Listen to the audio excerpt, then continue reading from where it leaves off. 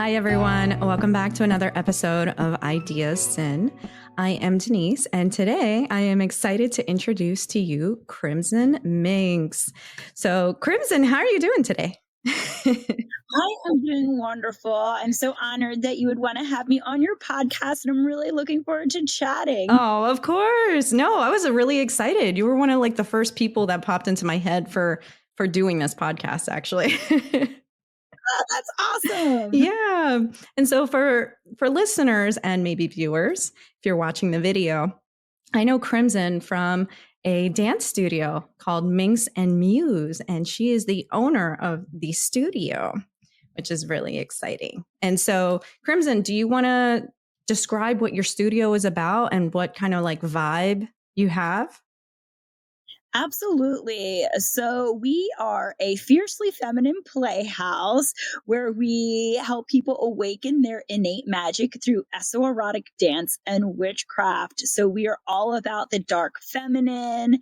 We are all about embracing the taboo. We are about authenticity and sovereignty. And we use dance and movement and magic and witchcraft to tap into these energies.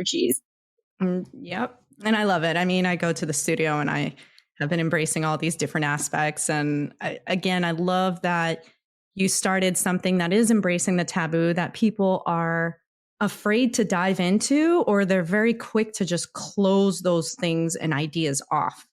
I mean, for esoeroticism, correct me if I'm wrong, but I believe you made that term yourself, right? That wasn't copied from anywhere else. Right. It's trademarked now by moi. So yeah. But yeah, esoeroticism, it's quite simply a way to access sexual energy outside of intercourse. And so broken down a little further, it's esoteric intentions, so very internal and mystical, mixed with eroticism, so sexuality and sensuality. And essentially, we like to differentiate sexuality and how we practice it in esoeroticism from sexuality in intercourse or with, partnered or unpartnered sex, because we still see sexuality as something that can be accessed and harnessed independently and use it as a way to show up more powerful, I like to say, as the ultimate creatrix of our life, because our sexuality is our creativity, it's our life force, it's our vitality, it's our magnetism, it's our ability to manifest. So being able to access this energy outside of intercourse independently, sovereignly, is a really powerful practice to get into that can completely spill over from our classes into how one shows up more empowered and in control of their life. Mm-hmm.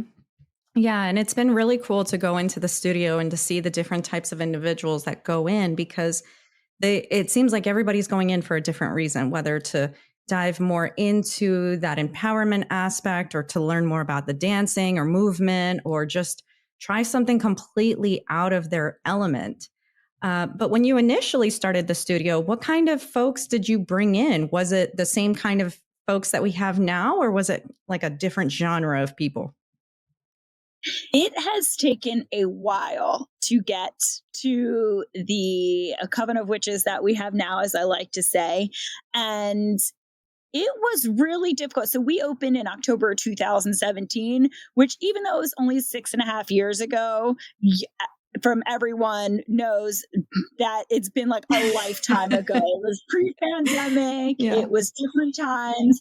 And it's crazy to see how differently people respond to talking about witchcraft and magic specifically now as they did then. And also, we've really had to, a lot of people were attracted to us because we do for pole dance, and pole dance is such an established practice, and so many people have preconceived notions or already established practices within it. So trying to get people in to understand that we're trying to exist outside of that established system with completely different intention with the polls. So we have a lot of people come and say, oh, this is not what I thought it was. I thought I was going to be doing pole fitness, and leave. And we've had a lot of people who at first, oh my gosh, I used to get calls all the time. Are you good witches? Do you work with Yeah. Satan?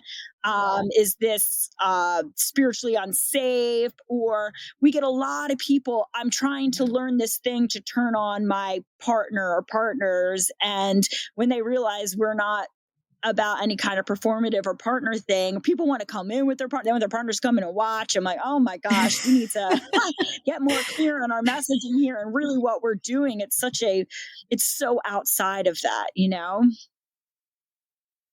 And people will come for one class and be like, oh, this is not like, they know right away that, oh, this isn't, I thought this was I'm not ready for this more internal type of work. I was just looking to learn something cute to send my partner to do for my partner, or looking for something because I was trying to get fit and buff and all of that. And we're not any of that. So they recognize pretty quickly. Yeah, that is a great point, because a lot of it is about internal work, or anybody who's in the spiritual realm. Like, you dive into the shadow work, you dive into, as you know, like your monthly themes of, okay, let's target this. This is what we want to focus on to try to heal or try to embrace and try to empower. But a question I had was, the individuals that came in with their partners, or they were trying to do it for their partners, did they already have this kind of like esoerotic or eclectic vibe to them already? Or were they just coming in as complete novices to this world and they're like, oh, let's just try something different? Well, I would say the people who came in more for the partner stuff never really stuck around. They probably found us on Google and they thought, oh my gosh, they have sexy pictures. Like, there's just like a sexual essence to what we do. And they probably didn't dive deeper, and they didn't really stick around. I don't think that people who stick with us come with that intention. Usually the people that stick with us are people who come to us, one, by themselves, for themselves. We usually don't get like, if you need to come with a group of friends, you're probably not ready to have that like independent sense of self that's required to do this depth of work. And usually it's people who come by themselves. A lot of times they just got out of a breakup or a divorce, or their kids have left the home or are older, and they're trying to reclaim this sense of individuality and sense of self. And they're trying to connect with their sensual feminine essence. And there is, obviously, we have a lot of witchiness entwined with what we do. So we tend to have people who are more open-minded thinkers in that regard as well, open to the idea of the dark feminine and of witchcraft. And like you said, the shadow is the dark feminine. It's the hidden sense of self. It's those unclaimed desires. And so we're really lucky that most of the people who do show up, especially now, we've kind of established a reputation enough and they know what they're signing up for. And I do think that before, there was this perception of they were going to come and it was just going to be they were just going to be a bunch of conventionally looking, sexually conventional, as media has sold to us, type people who are all just like confident and orgies and like, and like Yeah. all this stuff. And it's like, we have literally the most kind, curious, diverse, interesting, and I hate to say normal because they're not normal, but very very everyday type of people who just have this shared interest, which is awesome. So all different body types, all different ages, all different backgrounds, which to me, we have a shared common interest versus a shared common appearance or, external projection. Yeah. No, that's really cool. And I've seen that with, throughout the different classes that I've taken. It's just really cool to connect with them. And they're like, I'm in business, or I'm in finance, or I work as a nurse somewhere, or I work in I think there was like some that work in like tech or startups, or somebody's like, just executives in different businesses or entrepreneurs.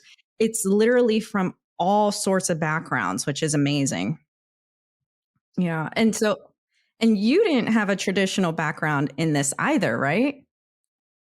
No, no, not at all. Mhm. And I think what happens is a lot of people who have these they're massage therapists, they're professionals, they're project managers, right? Like they're entrepreneurs, they're bartenders, they're coming from a service industry all over. The commonality is that we all looking for a deeper sense of self, for deeper meaning, and that's how I came across this. So no, I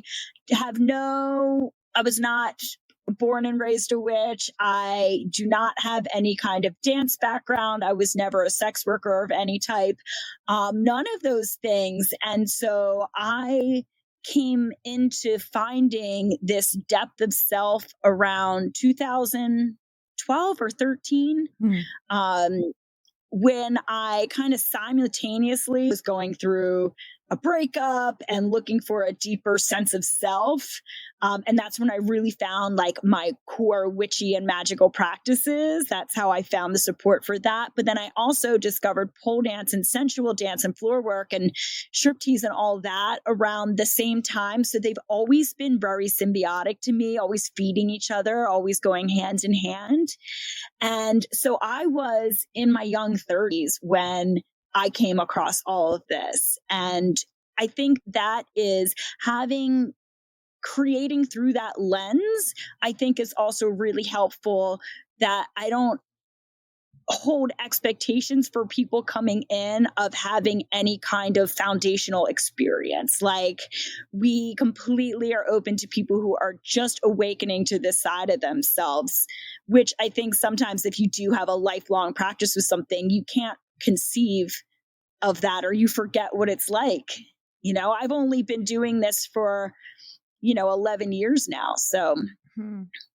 And so once you started stepping into this, uh, what kind of like stigmas or what kind of like ostracizations, I'm stumbling over the word, did you end up encountering once you really started to embrace this? Because again, it is for many people very taboo. And some people, again, like you noted, oh, witchcraft, it's associated to the devil and darkness. And it's like, no, that actually isn't correct. Like there's a lot more to it, there's a lot more to this.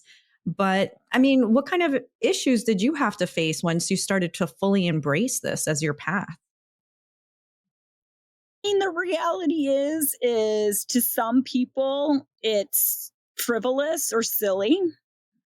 Especially being in business doing this, I think a lot of people think, oh, that's so cute. You have a studio where you just dance all day and you can do fun spells. And isn't that so, like, it's almost like, oh, that's such like a cute, frivolous thing. It's not a serious thing, which Mm. I think that's what irritates me the most. Because I think we do really big work here, and quite transformational experiences. So when people relegate it to something that is not of serious in nature, that kind of gets my goat. Mhm. I know that it's crazy, Denise, but I know that a lot of people judge about the sensuality and sexuality or the tabooness of like being a witch. And I feel so far removed from caring that I kind of forget, like, I know, and also this is the world I exist in. So then when Yeah. I go into the main world and I'm like, oh wait, that's weird to you. And it's funny, like Yeah. even I was home for Thanksgiving and my aunt and uncle were like, oh, I only see them every couple of years. And they're like, do you still have the yoga studio? And I'm like, oh, I guess my family tells people that I have a yoga studio. I'm like, yep, still have the yoga studio.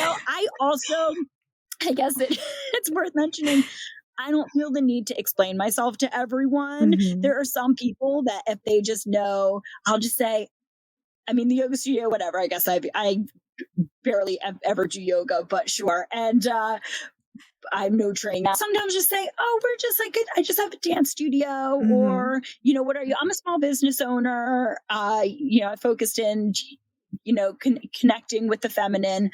I really feel the need to explain myself to communities or people who wouldn't get it. Mhm.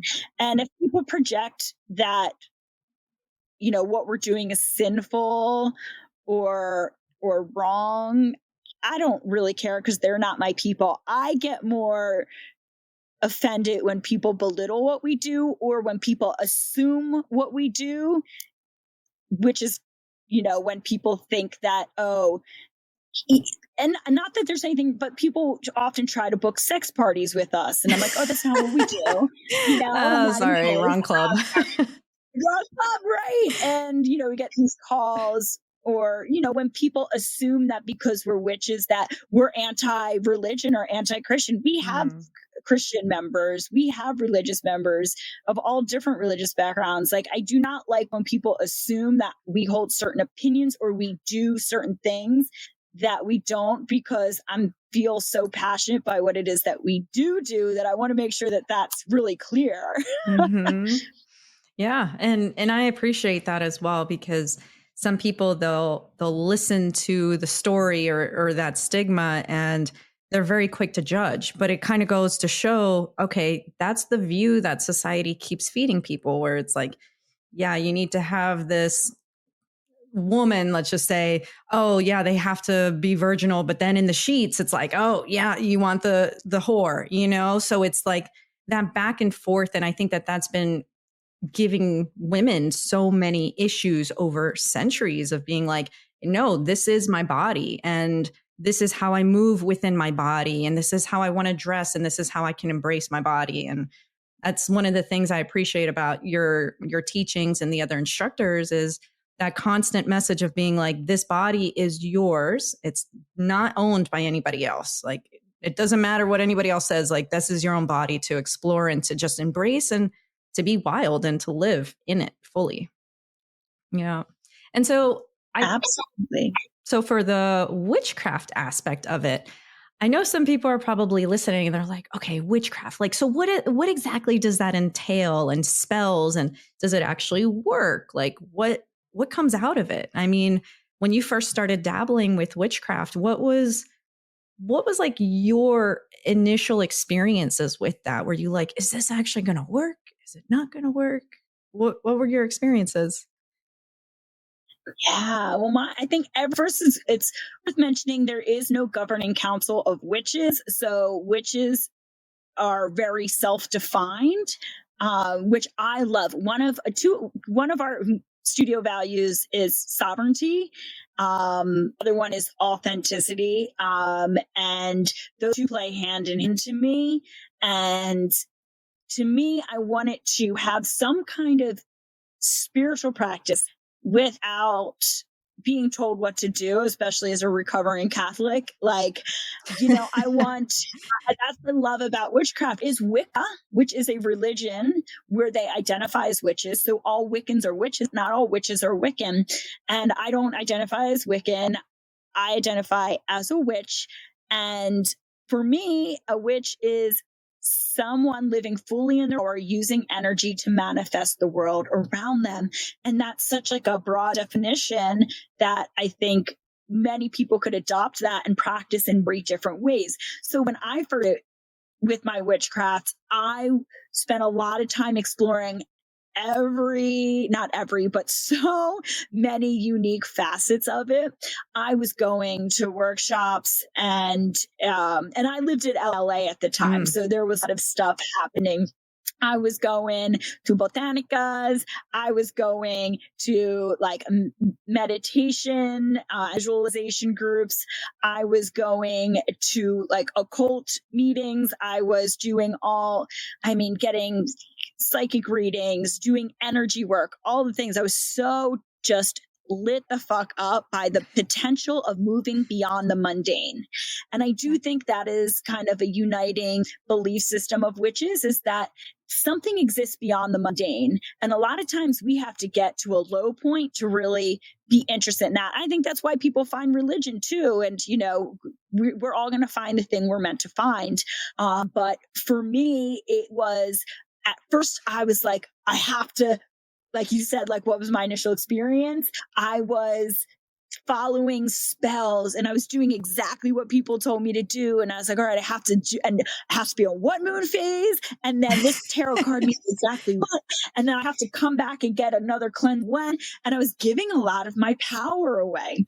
But through that process, I was able to develop my own unique belief system. And that was really important to me, opening the studio, being really clear. We don't have a unified belief system when it comes to being a witch. What we're going to do is provide you a lot of opportunities to explore magic through energy work, through astrology, through divination, through different cultural explorations. And then you get to pick what speaks to you and embrace that.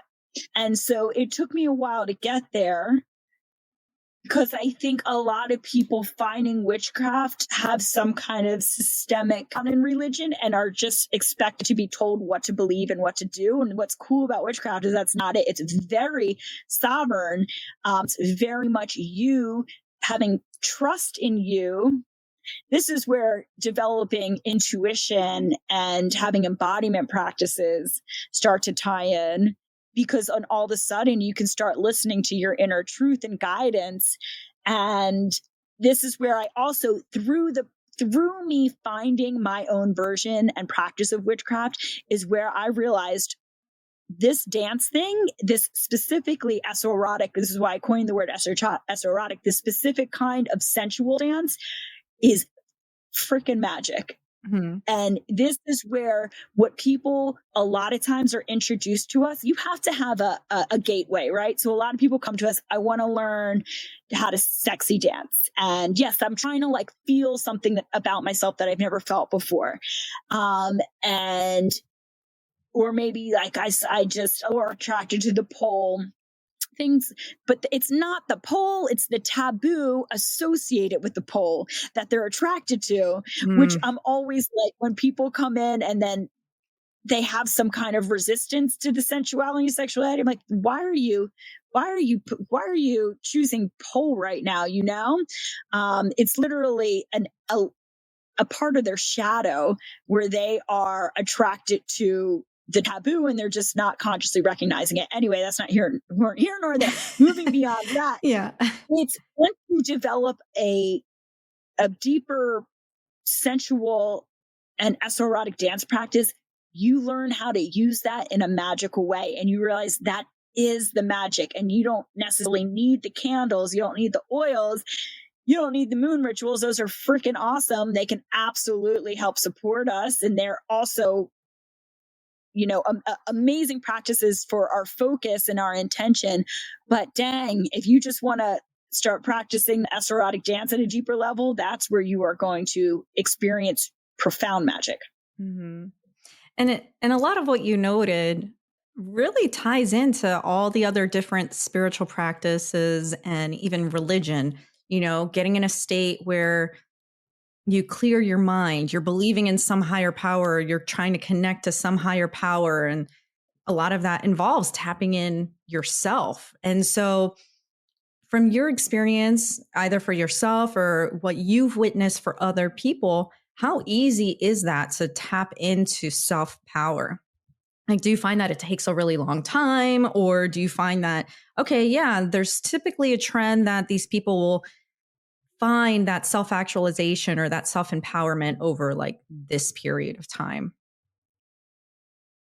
It's definitely not immediate. We have so much deprogramming to do from just existing in this society, and like a deprogramming from toxic patriarchal systems.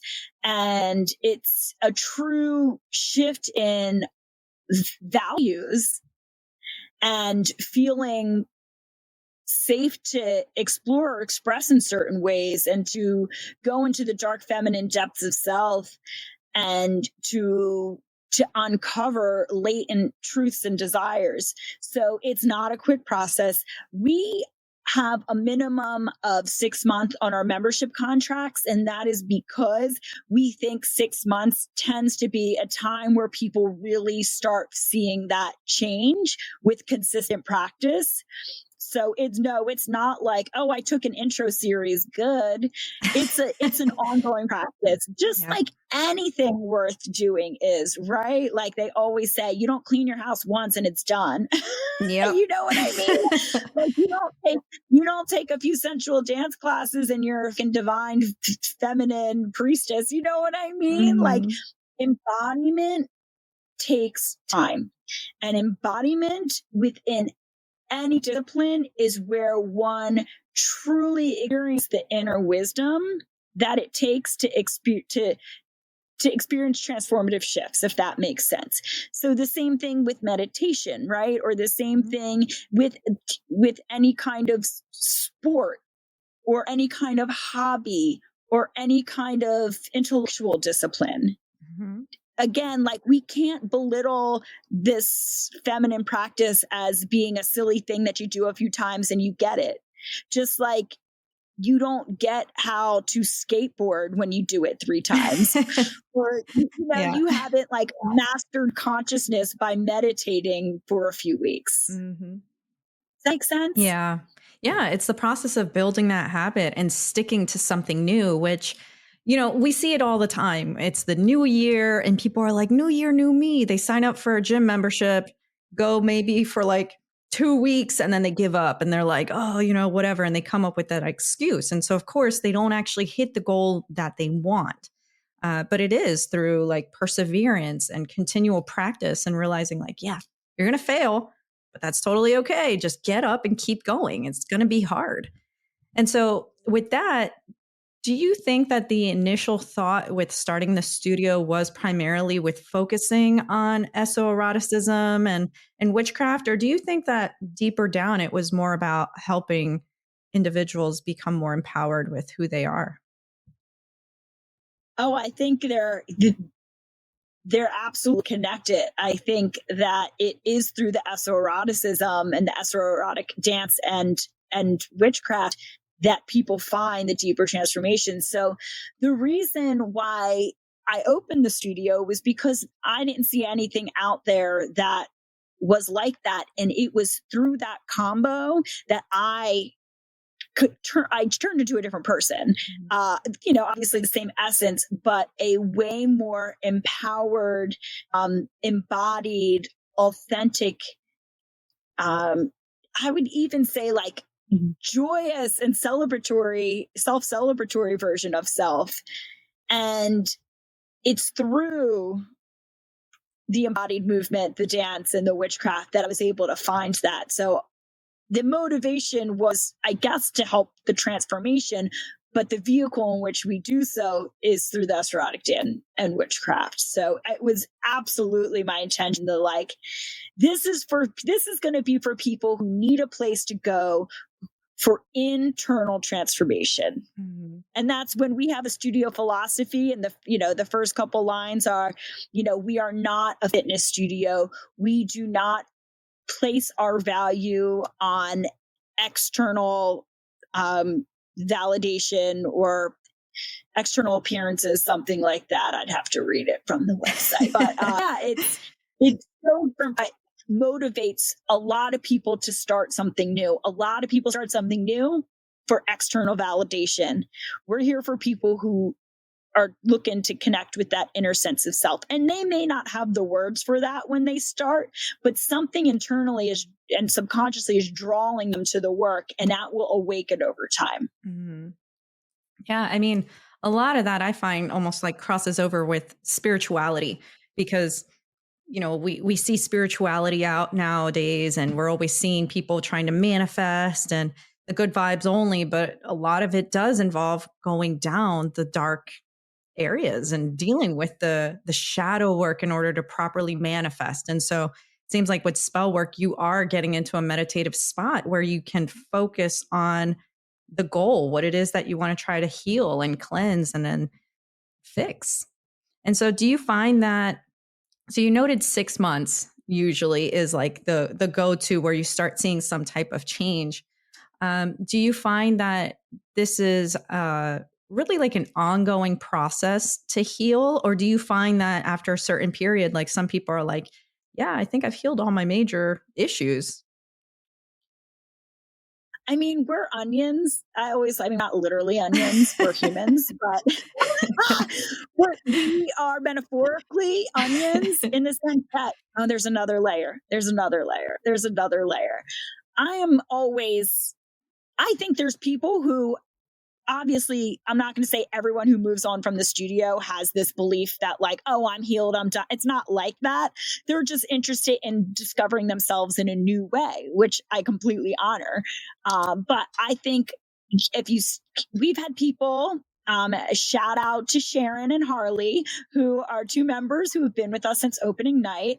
And I feel like they've are great examples of people who still show up and have seen how even the work of the studio has evolved over time. I've evolved so much over the past 6.5 years. So I feel like I'm always bringing new work and new, new experiences to the studio. Like I'm not some all-knowing guru. Like, I'm doing the work alongside everyone else. I'm a perpetual student also. So what's cool is, like, being a perpetual student, I'm always going to be learning new things and being able to bring new things to our coven. And if you look at our schedule and what we offered when we opened to now, it's so vastly different. We have virtual offerings now, in addition to in studio, and I have a huge passion for our virtual offerings, because what I think that does is that it allows people to integrate it more into their day-to-day life. So yeah, I think I worry about people who say, I'm done. Like, I don't have to self-reflect anymore. I'm also worried about people who are constantly trying to heal, because I think that can be a disempowering mindset to have. It's like, yeah, we're always healing, but are we always like healing? Like, are we always so dramatic? Or I was like, oh, like, it's so, there's a difference between being the victim and being the witch, the person who shows up and takes responsibility for their life. So yeah, we have all different traumas, I guess. We don't do big T trauma at the studio. I always say we can do it. We have enough little T trauma to work. And so there's always a deeper depth of self. And oh my gosh, I love this concept. I was talking to a friend about this once, and she also owns a dance studio. And so we have these great embodied dance and movement conversations. And I was explaining how our dance, we're not trying to get people to learn the next thing. It's not like in a lot of dance programs, it's you did this, now you've up leveled to this level and you got to learn these additional things. Then you learn those, you got to up level to the next to learn the additional things. The way we see our dance program is actually in the opposite direction. Okay, you learned, now how go deeper into that thing? And so how can you express that in a completely different way? Okay, you got that. How can you go deeper into that? So to me, it's an inversion of a typical experience people are going to have within dance. And so you can't be like, let's use pole dance as an example. You can't say, I got this spin, I'm done. No, you got the spin. Now, how can you do it slower? How can you do it faster? How can you expand it differently? How can you get into it differently? How can you do it on the other side? How can you express rage through it? How can you express sadness through it? How can you express more uniquely through it and make it your own? Like, there's always need to be a depth and a depth and a depth that you can take within your dance and movement at the studio. And that's something that is really hard to convey to people, because we're so conditioned by the masculine, which is the sun, more expansive, versus the feminine, the moon, deeper depth, shadow. And that's just an example of how in dance you can always go deeper with something. And going back to, I was talking to my friend, we were having this conversation, and she goes, and her name's Nia. She's amazing. She owns a studio called Butter and Filth in Richmond. And she said, how Could anyone get bored with the depth of well of self? And I Mm. was like, oh, yes. And to me, that is conditioning. We're too scared to go into the depth of self. So teaching people to go into the depth of their movement can be really helpful to prime them to go into the depth of their inner self and their inner beliefs and their desires, and are they being performative in their life, or are they being authentic? Mhm. So that was a really Yeah. chatty way of saying that there's how can you be done with anything when there's depth? Exactly. Yeah. I mean, and even for individuals who aren't into that practice of like diving into self, I mean, one example that I keep thinking about is like meditation practices or even breath work practices. Like you can just go deeper and deeper and deeper into that. It's like, okay, I can meditate for 5 minutes. And then it's like, okay, now I can extend it and go for 10 minutes, 15, up to an hour. And the more that you go in, the more you're like really diving into yourself. And yeah, that's kind of what I was thinking of as like another example of what you're saying. And yeah, I really love that. I mean, and the more that you do that, the more you transform yourself into opening up and being more accepting of yourself and others, I find. I mean, is that what you've experienced, do you think? Absolutely. Oh, yeah. Yeah. The grace for self and for others, because we always know any external judgments of other people is simply a reflection of how we're judging ourselves, right? But I mean, you just explained embodiment. When we say we do embodied dance and movement, embodiment means that it's in your body and it's moving out of the logical mind and into the masculine, into the feminine feeling body. And it's within embodiment where we gain true wisdom. So I'll give an example. People want to, and this is an age of Aquarius issue, that the more that we learn, like I'm going to read a book, I am going to listen to the podcasts, I am going to be able to logically understand of something learned, right? But that's learning. Hmm. That's not wisdom. Wisdom comes from embodiment, taking those learnings and then doing it, and then doing it again and doing it again, to that point where what we call in dance reaching a state of gnosis. That's a term coined by chaos magicians, Gnosis. I know that there's multiple definitions for that word, but in chaos magic, getting into a state of gnosis is shifting brainwave states where it's almost like that flow state, getting to that state of flow where we've kind of bypassed the conscious mind and we're in such a state of being and of experiencing that all of a sudden we've completely reprogrammed our subconscious mind in a way that you can't do through reading, through podcasting, through conversation. So I'm not anti those things, but I'm saying you're not wise because you understand something. You're wise when you embody something and you have an understanding of something, which can only happen through experiencing. And it takes repetition. It takes doing things many times to get into that deep state where it's not just having reached the state of gnosis or getting into that state of flow. But the reason you can get into that is because your body feels so comfortable and safe within it that it's a knowing, and that you don't have to think about it anymore. It's literally imprinted. So that is something that I'm always trying to preach about, that embodiment takes time, Hmm. Yeah, I love you that. know? I love that. Yeah. Yeah, what came to my mind too, and I would tell people, it's like you can study and you can read about sailing, but until you actually sail and experience it, you're not Yep. a sailor. You don't fully know Right. what sailing is like. There's so many other things to keep in mind. Like, what is the wind like? What is this like? What is the rope like? What's the water feeling like? And so on and so forth. Like, there's just so much to experiencing something firsthand than it is to just studying and reading or listening to other people tell you about it. Yeah. Yeah, that's the difference between valuing, but we're in a world where we've been taught. I mean, think about the school systems. We've been tested growing up on our logical ability to regurgitate.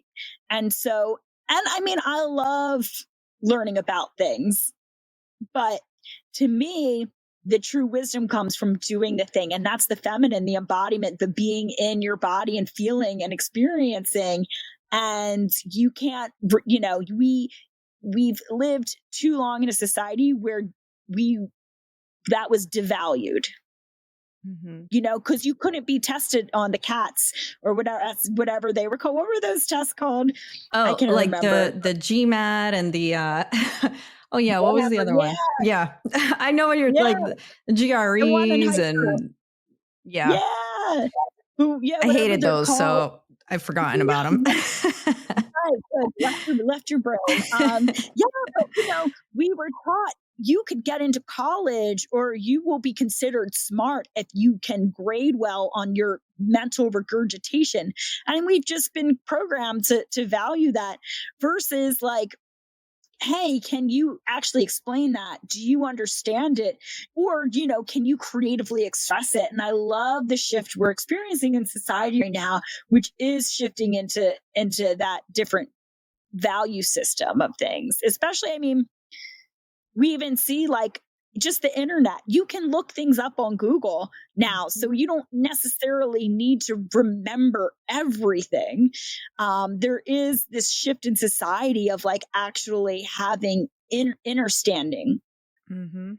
about things. So hopefully, it's a societal shift that's going to happen over time. Yeah, that would be really cool to see. And like you noted, creativity is going to start to flourish. And I think we need a lot more creativity to solve some of the problems that we have going on here. And so, do you think that a lot of the members are pretty creative in general just from doing these types of practices? Or do you think that maybe there's different types of creativity that people maybe express and harness? So this is, you know, speaking of how things have evolved in the studio over time, what has come to life for me over the past year is wow, this is all tied to creativity. Mm. And I am so lit up by the idea of creativity recently that spoiler, I'm offering early next year a whole program called Creatrix that's all about people who are ready to fucking create in their life. Um, Sexual energy is creativity. And so once you do this esoerotic work and you've been doing it enough where you are lit up ongoing in your sexual energy, you're going to want to create. And I want to be clear that it's not a straight up art artist type of definition where I need to paint on a canvas, which it could be, but I love how you suggested before creativity is problem solving. It's in how we change problematic systems. It's how we express ourselves in writing or in even how we adorn ourselves, or, of course, how we dance. And so it's creativity to me is, like you said, like as AI's starting to show up and probably inevitably replace a lot of jobs and tasks that we've had in the past. Creativity to me is going to trump it all. So yes, I do believe we have a lot of creative students with us, and I do believe that we actually help people tap into and expand their creativity because of esoeroticism and accessing sexual energy outside of intercourse. Mhm. Yeah, it's really cool. I've seen some members who are just like, I'm going to start my own business and this is what I'm getting into. And they're creating projects or they're providing different services and they're taking what they learned in previous jobs or just from observation or consultation with other members that they're like, oh, I can embrace that. And they've started their own journey. And being an entrepreneur is all about creativity. You have to have a vision and then you have to figure out how to execute that. And so obviously, you know that. I mean, you created a studio. And so, kind of tying that in, I want to go back in time to I guess when you were living in New York, right? You were in a completely different industry prior to getting into this type of work. Are you able to provide a little background into that? Oh, absolutely. Yeah. I was a graphic designer and an art director before this work. And I, for the record, was still doing that work through 2021. So I was still working part time um, to be able to get the business off the ground. So it's only been like 2 years that I've kind of stopped doing it professionally. But yeah, I worked in corporate. So I've worked at a lot of big name like companies and corporations. I've worked at um, ad agencies, event agencies, PR agencies. Oh my gosh, like cosmetic companies, I've worked at a lot because I did that for 15 years, before kind of getting into this. And so I think that was really, I mean, if we're talking about entrepreneurship, I think having a lot of jobs, I think the fact that I couldn't stay at a job for more than a year and a half was probably indicative that at some point I had to create my own thing, which in 2013, I actually did leave having a full-time job for good and was just freelance. I never was like fired from a job or anything, but I was like always ready to move on and do the next thing. And living in New York City, like, hello, I was Mhm. always trying to, I want to work at this prestigious design studio. Okay, now I want to work here. Oh my gosh, I have the opportunity to work here. And then here it was like, an entrepreneurial dream for someone who had jobs. But I think having a lot of different jobs gave me an understanding of how business works, being able to see it from different perspectives. I have just a lot of business wisdom for working for a lot of different businesses. I've worked for some, small studios and companies as well. And I also was really helpful in opening the studio. I didn't have to hire anyone to make our logo or design our website or do any of our graphics. So it was actually really helpful. Yeah. But it's really something that I give gratitude every morning is that I get to get up and be creative for something that I created versus someone else's company or brand. Mhm. And so when you were working in the corporate arena, I mean, how much of your authentic self or who you are now were you able to embody back then? Or do you feel like there was still some kind of disconnect from, who you were back in New York to where you are now? Yeah. I mean, I was in New York in my 20s, which is just the decade where you're finding yourself into my early 30s. I moved when I was like 32. And it was just a time of finding myself. And this is total aside, but I just think anyone who's listening who's in their 20s, have grace for yourself. You do not know as much as you think you know. And when you know this, when you're Yeah. 20, you think you know everything. Be teachable, be able to understand that you're not at the fucking top of your game in your 20s. It's going to be you have so many opportunities to learn, and people are going to have grace for you because you are young and you have the opportunity to get paid to learn things.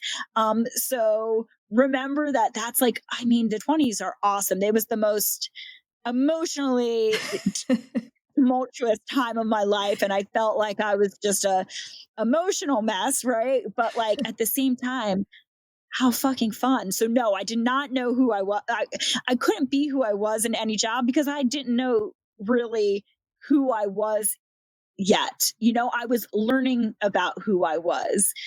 So I was very lucky that most of my jobs did allow me to they hired me based on my portfolio, right? Based on who I was and how I to create. So that was good. And being in New York, I was very lucky to have very creative jobs as well. So yeah, but I'm more myself now. And I think that translates to why I'm so much more at peace with myself right now. I would have to say I'm 43 now, and I feel a tremendous peace with self and complete trust in where I'm guiding myself. And that is so beautiful, but there was no freaking way that that was going to happen when I was young in my 20s. That's a journey to find that. Mhm. And in your 20s or even younger, did you ever have an interest for witchcraft at all? I would say I was always interested in out, kind of outsider culture. Mhm. I was really into like punk culture, or metal culture when it came to music. And I was always interested in the art scene and it kind of lowbrow type of film and just anything that was kind of outcast culture in general, I was really into. And so I would say that as like a spiritual practice, no, but definitely as like a higher level, just idea of communing with people who thought outside of the system and were wanting to be more in charge of how they showed up in the world as opposed to having life dictated to them. Yes. But I was still practicing Catholic until probably like 23 or 24. So, Mhm. yeah. Yeah, and that's a big transition too, going from Catholic to spiritual to like esoeroticism I and witchcraft. Yeah. Yeah, and I feel like though why I stuck with it so long was the things that I love about like the occult, the in the esoteric worlds, which is like I liked going to church. I can tell you, I can honestly tell you, I would go to church all the time. I did not. None of that they said was really resonating. I didn't read a Bible. I wasn't like that. Like I didn't believe in it as like a I'm going to heaven or hell or I need to I've never read a Bible in my life, you know. But I liked the ceremonial Yeah. aspects. I loved Catholic beautiful church. I love the stained glass windows, the incense, the pomp and circumstance, the candles. And so, you know, at that time witchcraft wasn't as popular as it is now. You know, if I was in my 20s now, I would probably fall into it a lot sooner, but I like how I Mhm. naturally found it for sure. Yeah. And back then, we have to remember a lot of people were practicing witchcraft in covens. Witchcraft was still very much a religious structure in the 70s, 80s, 90s. It's just until I would say recently, or in maybe the past 10 years, that a lot of authoritative voices have come in with the message that you can create your own practices and not adhere to dogmatic systems. Mhm. Yeah, that is interesting. And I mean, along with witches, let's say, uh, could you say that the compare or I guess the other equal side to it is a warlock? Is that a thing for males or individuals who identify with like more of the masculine? Is that like an appropriate term to say, oh, he's a warlock or they're a warlock versus a witch? It's interesting. So I've heard, masculine identifying people say, I am a warlock. And then I've heard a lot of them say, I'm a witch. Hmm. Like, who cares, you know? So I think that I feel like there's definitely a more Wiccan and pagan, even neo pagan structural systems where like you're a high priestess, you're a warlock, you are initiated, you have to celebrate the wheel of the year. You have to say merry meet every time that you meet someone. And I think that that was very much what contemporary witchcraft, especially from Gerald Gardner, who kind of started the Wiccan tradition in the 60s, 70s, that was kind of what existed people to practice. But now, I mean, I love the idea that now, which is such a term that people embrace without feeling like they have to use the right words or practice the right way. I mean, obviously, I think people should be really respective of the system and have some kind of unifying beliefs, or what's the point of even having the term, right? But I don't hear as many people use the word warlock outside of, I would say, closed practices or very pagan influenced practices. Okay. And so earlier you said that witches can be Wiccan, but not all Wiccans are witches. So can you describe, opposite? All Wiccans are witches, but not all witches are Wiccan. Oh, okay. That one. So what is a Wiccan, or what is the Wiccan practice, would you say? So Wiccan is a religion, and it's actually recognized by the government and like within the military, which is awesome. Really? That people can, yep.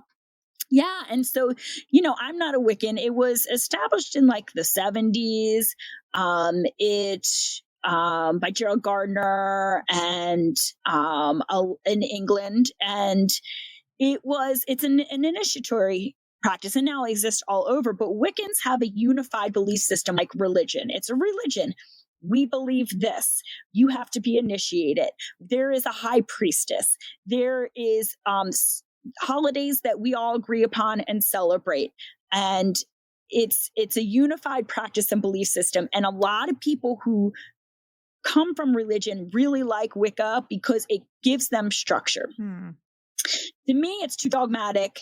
To me, I don't like handing my power over to anyone, a high priestess. I don't like having to be initiated into anything. I really like, again, sovereignty. I really like to be internally led by what resonates with me. And so it's almost like you can consider Wiccan almost like a voodoo type of system where you are initiated and you have unified deities and belief systems that you adhere to. There's a lot of systems that fall under the grand umbrella of witches that are more initiatory or dogmatic belief systems. And then there are just the general term witch, which anyone can claim without having to be accepted into. Does that make sense? Yeah. And I mean, I might use this example afterwards, but my question was, what is the initiation process like for something like that? Like, are you familiar with what that is? I've never been initiated into anything like that, but you have to commit to a coven. And usually coven is 13 people, and you have to agree to meet an X amount of times. You're going to show up and you're going to do a certain amount of ceremonies. The actual initiation is like ceremonial in nature. And it's more like you're committing to a group of 13 people, and you're committing to doing Wheel of the Year and the lunar rituals. And honestly, beyond that, I don't know. What kind of it's not like the Hollywood or even like the pervy 60s 70s depictions of like getting naked and having to do sex rituals, or I mean the sky clad thing, the sky clad like naked, and that was the early days of Wiccan, which is why I think that guy's a fucking perv that started it. And I think he wanted to be around naked women. But that whole you have to be naked or do some kind of sex ritual, but that's not a thing anymore as far as any healthy system that I know. Even like if you look at a non-religion, but the Satanic Temple, right? They're a non-religion, but they're a unified spiritual group that kind of are all about self-empowerment and individuality and sovereignty. Really, they're like they're basically social activists against the constraints of religious structures. So anyway, like they don't do anything like that. People just have that picture from Hollywood and media and stuff. And as far as I know, as initiation, you just have to find a group that's willing to have people join. And I believe you just agree to like meet and kind of do the same rituals together. And yeah, Yeah. I I'm mean, sure there's it's some kind of awesome ceremony in nature with robes and stuff, which just sounds awesome. So I'm into it. But I mean, it just sounds like the and I'm putting air quotes, which apparently is not like really cool in podcasts, but I'm putting air quotes of like initiation practices in religion. Like some religions require you to, oh, you have to dedicate yourself to studying this, and then you have to dedicate Mhm. to passing certain tests. Like you have to show that you've given up all these other things and you're committed to this church or this group. And so like I'm hearing that and I'm already thinking of certain groups in my head, which I'm not going to just throw out just because I'm not super well versed in those practices. But generally, it's what I've heard is like, yeah, they have to give up certain types of food or certain types of societal activities that they used to follow. And yeah, they have to change the way they dress or they have to change their affiliations. And so, yeah, it just sounds like another, like any other Sounds religious cool. group. What did you Yeah, say, cult? I know. That sounds like cult behavior to me. So I would be careful. I think Wiccans are pretty awesome. Mhm. What's cool about Wiccans is that they open their belief system to anyone who also wants to practice it. Like the Wheel of the Year is a Wiccan practice, but they're like, yeah, you can you can celebrate Yule or Samhain or all of that. You don't have to be Wiccan. Like they're pretty cool about it, So I think Wiccans are really, if you need structure, Mhm. Wiccans are awesome in that way because they're very open minded and acceptance, but there's just going to be structure around it. And Yeah. I should be very clear. I have never been even to a Wiccan meeting. So I have no idea what goes on, but just from what I've heard and from what I understand, Yeah. it's not culty in nature. You don't have to dress a certain way or have sex with the guru or like, you don't I'd hope have not. to like abstain from anything. Yeah. Yeah. you know so that's why I love being a witch. I'm too punk rock for any kind of religious structure at this point, but I'm so spiritual, and so I Mhm. love having a group that I can call upon, witches. I know that you believe in magic beyond the mundane. I know you believe in personal responsibility. I know that you believe in the power of energy and the cosmos and the power of Mama Earth. And I want to be amongst those people, and we can have different practices and have different beliefs about what happens after death or, how to practice a ritual, but it doesn't matter because we have a unifying like depth of desire. Mhm. Yeah, just to connect to something greater. And yeah, and then just the concept of magic is also just so interesting because I come from a clinical research background, and so some people are like, I oh, if love it's that. yeah, that's currently my role. And it's just interesting because it's very logic focused. It's like, okay, where's the tangible? Like I need to see the data or I need to see the physical in order to believe. But as soon as you start diving into obviously like any religious practices or spiritual practices or witchcraft, you're believing in something that's not necessarily tangible. Like you can't necessarily be like, oh yeah, I've seen God or Jesus or I've seen the creator of the universe. Like maybe some people have. Apparently some people have. But it's a belief in something much greater. And it's just like there's magic to it. And it's just yeah, you're allowing your creativity and your imagination to kind of just wander and just allow yourself to be and to really experience the world. And I don't know, magic is pretty cool. Like for you, what Who doesn't? what would you define as like magic for you? I was going to say, who doesn't want to live in a world where they, believe in magic? To me, magic are the practices. So we use magic, we make magic, and I'll say this is magic in the sense that it's beyond the mundane world, and that it's tapping in to our highest potential. Like if you, like I love the endless potential, let's say. I Mhm. believe that to access the endless potentiality of self and of the world, of the universe, whatever, like magic is the way to access that. Mhm.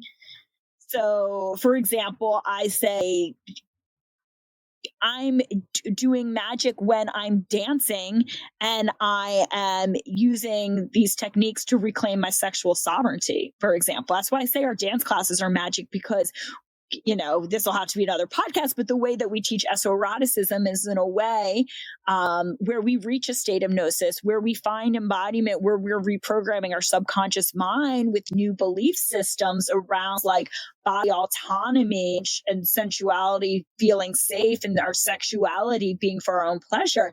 That's fucking magic. Magic, a way that we move beyond the limitations of the mundane. Mm-hmm. Yeah, and it's interesting too, because you described that, but I've also just even thought of like how we as humans, we're always thinking, okay, if you can't prove something, then yeah, it's fantastical or magical. But you go back a few centuries and it's like the use of a cell phone. Like we would never Right. imagine something like that. And then all of a sudden we have cell phones and we can magically connect to people all around the world. But it wasn't until we were able to create it and manifest it into being or learn about it that we were able to tap in and create a physical representation of that magic. And so it's really cool because it just goes to show that we humans, we like to think we know everything, but we don't know shit. Like we don't know shit. Like we don't know anything about, the use of energy and really embracing that. I mean, as a whole, I'm saying, I know some people are very focused on energy work and things like that. But for most of us, like there are a lot of people that don't know how to get into that. And as soon as you start getting into that more, that's when you start seeing the results. It can be as little as just changing a habit, right? I feel bad for people who don't believe in magic. I just feel like they're constraining themselves to such a limited reality. And, we also limited by the way that we're able to measure something. Like things exist that we do not have the tools within science to measure. And Yeah. that's just how it is. And just because it's not measurable doesn't mean it doesn't exist. But, I think that's what differentiates people, and that's something that people there's a sense of personal power and responsibility that comes with believing in magic that a lot of people would rather just say it doesn't exist. I'm a victim of circumstance. Life happens to me. There's nothing I can do to get out of this situation or to change my situation. And you know what? It's fucking hard. I don't blame them for thinking that sometimes. You know what I mean? Yeah. And so how often do you find that science kind of dives into your own magic or witchcraft practices? I think some people really love the science to justify what they do. And I definitely used to do that all the time. Like, well, neuroscience is saying this. I used to say that in our intro series all the time, talking about some things. And I would like, well, I don't know. Like some people claim it's pseudoscience. And we've had enough therapists take our classes that were like, stop saying that it's not pseudoscience. It's literally proven science, because we talk a lot about neuroplasticity, for example, in our intro series. And I think at some points it's really helpful to point to science and say, hey, this is actually something that has been researched and has been quantified or whatever. And so it's helpful sometimes. And, with explaining vibration, resonance, and frequency, that's really helpful to understand. Cycles of nature, that's science. When you think about it, the tides being affected by the lunar cycles, that's science. So I think it's really helpful to have some of those examples to give validity to what it is we do.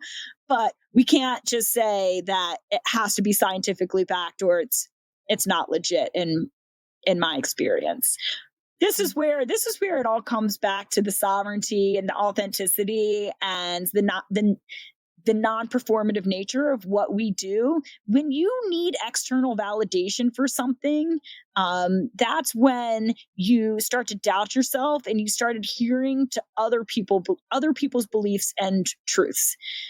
This is when we compromise on what we truly believe or our experiences or even like our desires in order to conform to an established system or group of people or conventional beliefs, and that's limiting to me. So when you don't need that external approval, this is how also, like, getting back to cults, this is how you start becoming susceptible to cults. It's brainwashing. It's deeper than that. But like, you get into in the first place because this desire of like external, like, like I don't external approval. I want the group to accept me. And so I'm going to do these things that I internally question at first. After a while, I just get brainwashed. But like, this is where you have to have a strong sense of self, you know? Yeah. So And I don't remember what the question was, but that's my answer. That's okay. I don't either. I mean, it feels like so many people are into that external validation. And so for you, what would you say a person is maybe feeling, or how is it that they're acting when they are kind of performing for external validation? For people who are maybe in that mindset and they don't Yeah. actually see it for themselves, like for somebody like external parties, for us to describe it to them so they maybe wake up to it, how would you kind of see that for somebody? Yeah, because you can be performative in your dance. And that's like when you're dancing because you want to entertain someone or you want to, in, it, if you want to, excuse me, if you want to impress them or if you want to titillate them, or, you know, you can use your dance in a performative way. And I'm not saying it's bad. You know, it's just, it's, if someone's paying to see you dance, you probably do want to be performative, right? Because there's an expectation that you are dancing for them because they paid for it, right? So I'm not saying it's a bad thing, but I'm just saying, like, that's not what we try to focus on at the studio. If you are concerned of what it looks like, if other people will like it, if it's pleasing other people, that's performative. And you can think about that, yeah, in your dance, but also in your life. So for example, are you being performative in your life? Are you doing a job that your parents wanted to do to make them proud? Or are you doing something that is authentic to what you desire? Are you posting on social media for the likes? Or are you posting because it expresses something that you want to express? Are you in a group of people who, with your shared beliefs and doing practices and speaking out on things that you truly believe in? Or is it because you want their approval and you want to be part of the group? You know, versus you would rather that, and are you hiding parts of yourself because you're like, oh, they would outcast me type of situation? These are questions that we can reflect on to see, am I being performative in my life? Or, you know, am I actually living very authentically in my truth? And some people don't even know what their truth is. This is where the dark feminine comes in. And this is where doing the shadow work and the journaling and the self-reflection, and where you get to this depth, that we said, the depth of well of self, when you realize, oh my gosh, I don't want to be an engineer, I want to be an artist, you know, or I want to open a bar, you know, like, this is where it's like, oh my gosh, this was just to please my parents, oh my gosh, this was just to please my pastor, this was just to please society, that I have this piece of paper that says I have value now. Is that really what you want? And for anybody who is in that, do you have any recommendations on how they can slowly break away from that and step into more authenticity when they're so ingrained in, you know, this, I don't want to say falsehood, because it is like a reality that they're in. So it's not necessarily false, but it's inauthentic to their truth, like you're noting. So do you have any tips on how they can kind of veer away from that? Yeah, I think self-love, I think self-acceptance. I think this is where we stop doing things where it's all about external validation, you know, getting six-pack abs or getting that paper that says this certification, or saying things that you don't even really believe, just kind of regurgitating something you said because you know that people will like it. We need to shift from stop needing that external validation into pleasing ourselves. And this is even sexually, right? So like turning inward and saying, who am I, and can I do things to please myself and be when other people don't approve of it? And this is not, again, a weekend deal. This is something that takes time. It's a complete reprogramming that happens when you can shift into just you being enough and finding pleasure for myself is actually more important than giving pleasure to other people. It doesn't mean that I don't care about other people, but it's switching that need for external validation. That's why, again, like getting hobbies that are non-performative can be a first step. Yeah. Surrounding yourself by people who allow you to speak your truth without judgment. They can disagree, but without judgment. Yeah. And that's what people have to remember, is that there are people like that out there. I feel like so many folks are afraid to step into their truth or even veer away from that because they're like, I have no community. Nobody's going to support me. So yeah, that's really interesting. And so I guess to start wrapping things up a bit more, is there anything that really inspired you or changed you, or any other type of advice that you would want to give some of the listeners? Ooh, that's such like a broad question. Yeah. I mean, I think it's literally kind of what we just talked about. I think one of our biggest challenges in life is being okay with not everyone liking you, and being okay with not everyone applauding you. And being okay at disappointing people who want you to be a certain way. Once you're okay with that, and I'm a sensitive Cancer, so believe me, this is hard for me. I'm a people pleaser. So that was really big. But as soon, one for me was stop seeking the approval of my parents, like, especially if you have or of your partner, or of your friend group, whatever, but stop seeking approval. Like, when you learn that living my life and I don't need everyone to understand or be into what I'm into. This is also why, like, even my spirituality or my witchcraft, I share it, but I don't try to enforce it on other people or try, you need to leave religion and become a witch. Like, that's kind of like not a thing that you hear a lot happening. And that's because the idea of do as thy will, which is creed. And so, I think that's the biggest thing. When I stopped trying to live up to external standards, and please other people, that's when my life changed, because at that same time, I was able to reflect and say, who am I as a person? What do I desire? Who would I be if there are no limitations? And that's when the world got expanded. And it's a lifelong journey. You're not all of a sudden that, right? Because you need to have the experiences that lead you up to that, no A to Z. You got to go through the alphabet. But step one, stop giving a shit about what other people think of you, and start living life for you. And the funny thing is when you do that, all of a sudden you're going to start resonating with your people. The people who see that are going to recognize that resonance with you, and they're going to be attracted to you. And all of a sudden you're going to find your people because you're living your truth authentically. That's what you're energetically, putting out and vibrating at. So how does that feel? And I love that. Yeah, no, that feels great.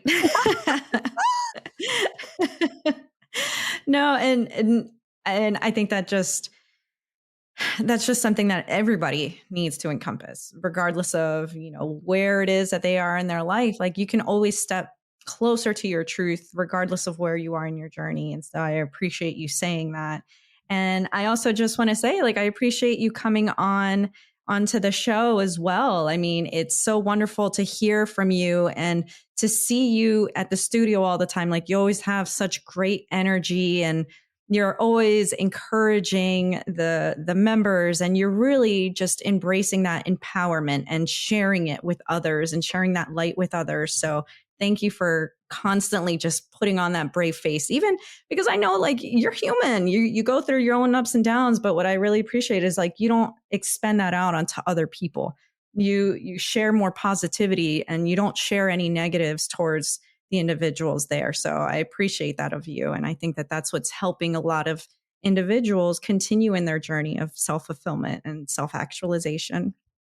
Oh, thank you for saying that. I feel like that's just a testament of the work we do at the studio. I'm a student of our work. And so, um, that the fact that you said that just makes my heart want to burst open. That No. it feels like the work is really coming through, and it's a testament of people like you who come, I mean, with the most open hearts and minds, and who come with authentic curiosity and a desire for something more meaningful. And that just, it's an amalgamation of all of the witches at the studio, and students and our amazing instructors and staff and stuff. So it's the pleasure is all mine. Every morning I wake up and I just, I have a gratitude list, but I think I mentioned something that I mentioned before. I think I already mentioned my gratitude list, but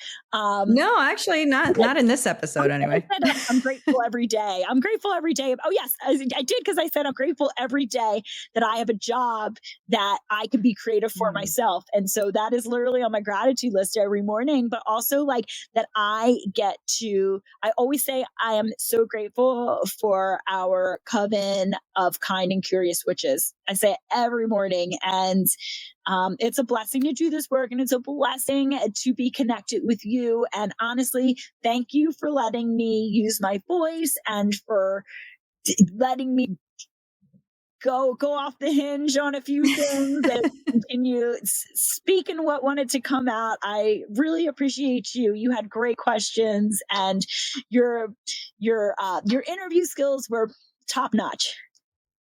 All right.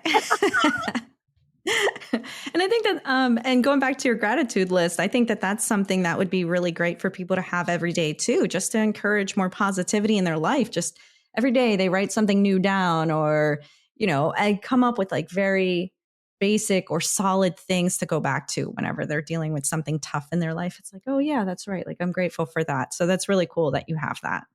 Oh yeah. Yeah. Yeah. And for those listening, I'm going to include Crimson's information. So you can go to like minxandmuse.com. She also has Instagram, and she has a few other websites as well too. So I'm going to share all of that in the bio. So please go check that out if you are just curious to see what she offers and what some of the other instructors offer as well, because there's a lot of really cool workshops and classes as well. So just be open-minded and curious, and you will find magic in this studio. I promise that. So thank you all so much for your time. Crimson, again, thank you so much for being on here. Thank you. Thank you, everyone who hung in there and listened to the full thing. So much gratitude. This was so fun. It really was. All right. Well, thank you, everybody. Until the next one. Toodles.